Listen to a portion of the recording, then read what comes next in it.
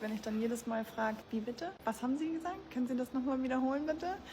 Genau das ist der Punkt, wo es uns Schweizer verjagt. Weil ich schon immer die Angst habe, dass sie sich dann denken, diese scheiß Deutsche, die hier jetzt schon wieder hingekommen ist, kann ich mal.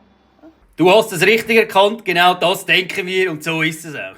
Kann ich mal Schweizerdeutsch sprechen? Jetzt muss ich mit ihr auf Hochdeutsch sprechen. Ich will ja gar nicht, dass sie mit mir auf Hochdeutsch sprechen. Aber ich brauche halt einfach ein bisschen, um es zu verstehen. Und genau das kotzt uns an. Es ist einfach nur zum Kotzen.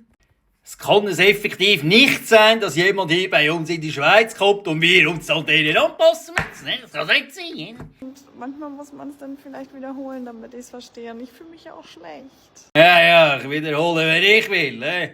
Da wird überhaupt nichts wiederholt. Wenn du es beim ersten Mal nicht verstanden hast, dann laufe ich weiter und wünsche dir einen schönen Abend. Nein, völlig gleich. Ich sage wirklich zu den Leuten, bitte sprecht auch Schweizerdeutsch mit mir, weil ich möchte das ja lernen. Ich möchte wirklich verstehen können, was auch geredet wird. Aber trotzdem fällt es mir schwer. Also, wenn es zu schwer ist, dann würde ich dir empfehlen, wieder zurück nach Deutschland zu gehen und dann mal den Latz eben, vertell ihn mal, oder?